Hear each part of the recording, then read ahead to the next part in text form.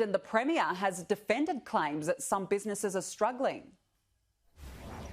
She has indeed, Danica. We do know she just spoke with you earlier this morning on First Edition, saying that simply at the weekend, Sunshine Coast and Gold Coast operators were booming, seeing bumper crowds during Brisbane's hard lockdown. But we do know since the pandemic first started early last year, so many tourism operators, particularly on the Gold Coast as well, have been crying out for more help and have criticised those hard border closures. We do know that Clark Kirby from a number of tourism theme parks on the Gold Coast was calling for more government support, simply saying, what is the science based on those border closures? We do know as well that further up in Cairns, there are simply shops that are boarded up because there are no customers coming through the doors. We do know as well, though, that the Premier has blamed the fact that international borders are currently closed, and it won't likely see any reprieve for some time for those tourism operators that do rely solely on that international tourism. Here's a fire exchange between the both of you. Are you prioritising sport, 20,000 people at the Gabba, as opposed to tourism operators who are desperate and crying out for some certainty? Well, last week I was up on the Sunshine Coast, and I'll tell you what, you couldn't get a seat at a cafe or a restaurant.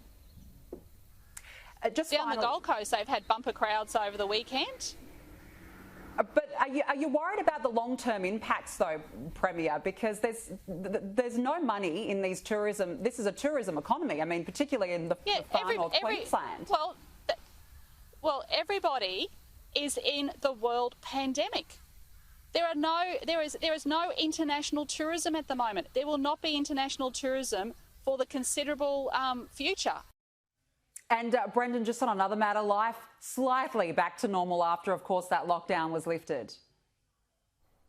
Yeah, Danica, we do know that 3-day lockdown did see no more community transmission within Brisbane. That is good news there, but we do know there are still plenty of restrictions in place, including that mask mandate. Masks must be worn across Brisbane, including places like public transport, shopping centres, gyms. All Brisbane locals or Greater Brisbane locals do need to have a mask on them at all times, either in their pocket or in their handbag or in their backpack, just in case they go into an area that can't socially distance. We do know overnight as well that quarantine cleaner's partner has now also tested positive to the UK strain of the virus. Thankfully, he was in hotel quarantine since the 7th of January. Contact tracing is still underway, but thankfully that won't be affecting any new restrictions or prompting a second lockdown. But in terms of that lockdown and that shutdown, it has had widespread criticism across the political spectrum, including from Matt Canavan.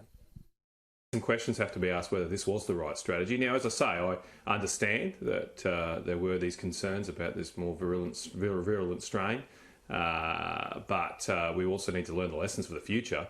And I'm not sure if another case like this steps up, whether we should shut down a whole city of a few million people for a few days, when the cost for small businesses and people on low incomes, it's just enormous. It's a massive, massive cost. So we've got to be very wary of that.